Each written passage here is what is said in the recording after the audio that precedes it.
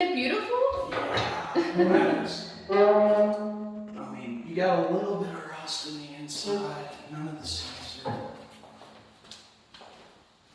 All right, Tyler, look around for a data plate on this one, just so I can see the exact model. That's for your damper. Let's just hop back here and see. With these, our main worry is the clearance to any combustible. Each one of them requires a slight different one. Okay. And after we figure out what the clearances are, then I'm going to start worrying about the single wall pipe. Really, I would prefer this to be double wall self-insulated. It's just a safer option, more updated option. It's just so you don't burn yourself when you're near it. Is that right? Well, so single wall pipe has a lot more clearance requirements than double wall. Especially with it going into this old thimble, and whenever we go outside, I'll see where the rest of the pipe goes to, hopefully. My main concern is that these, whenever they're installed, a lot of the times, right where that thimble is where the line ends. If it's not properly lined the entire way up, then we're looking at a fire and carbon monoxide hazard. Okay. What happens with that terracotta is over time it heats up and expands and then cools down and contracts. As it's doing that, the mortar will work its way outside of the joints, and that'll allow heat, smoke, ash, embers, everything just to escape towards combustibles that we don't want it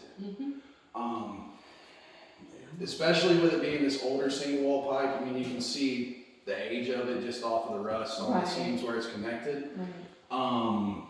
Really, the pipe itself, it looks like it's still salvageable. You can sand down the rust and throw a coat of paint over it. Make it look nice and safer. Yes, just pretty much a good high heat paint would reseal everything around there. Okay. I prefer to replace them.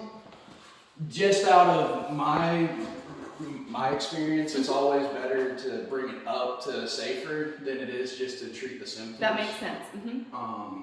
This one, I want to see the guts of it before we really keep going in on it, just because this is an older stove. It's going to be hard to find parts that are compatible for it. The pipe's going to be easy to find. But if really, your blower motors are gone out or anything like that, we're looking more at just having a wood burning stove for radiating heat. Other than that, there's the blowers will blow the heat out into the room.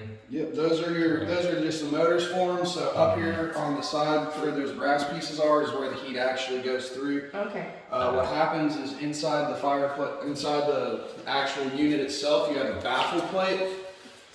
That's right here. What it does is it makes it to where the smoke and everything rolls back into the fireplace so that the heat will it bakes out all the energy in this wood. It puts off a lot of creosote, which is just typical. Yeah, for stoves, if you're not getting a lot of creosote, you're not burning it. Yeah. But what it'll do is after it's running over that baffle plate and it keeps on burning that wood, the newer ones, they actually have a sensor in them to where once it hits a certain temperature, those blowers will kick on automatically. This is one where this is going to be running the entire time as long as it's plugged in. Okay. Yeah, that's enough to where you'd be running you out of this room, heating up the upstairs. Okay. That's kind of great. I want to really get into the guts of it, be trying to find where it vents out and seeing what all the rest of the line looks like, because that's my main concern with it. With it tucked up against this brick, it's got a great hearth. The clearances should be perfectly fine. I think it's from single wall pipe to any combustibles around 20 to 24 inches, depending on what unit it is and how much heat you're putting out. But so it looks okay for that part. The stove itself, I'm happy with. Okay. I don't like seeing rust on the pipe really, just because if there's rust, there's openings. If there's openings, you're going to allow heat and smoke to escape. So minimally right now what I'm seeing is we're going to need to just update the pipe on this. Okay, so that top portion you're thinking at this moment. At this moment. Okay. Now you can see right there underneath the bottom middle of that thimble, all that black tarry looking stuff coming out. That's creosote. Okay. That's been sitting in there and probably melted and rolled over itself. And it's just been sitting there. Usually is an indicator they didn't have it swept as often as needed. How often do you have something like this cared for? Yearly minimum. Annually? Yeah, every year at least. Because like I said, you're banking literally all of the energy out of this wood. Yeah. If it's open face fireplace that you're not using much, you're not going to get nearly as much creosote deposits. Mm-hmm. The hazard behind this is whenever you're getting that creosote deposit and it's choking itself down, eventually what will happen is that creosote ignites and it'll travel the entire length of the flue.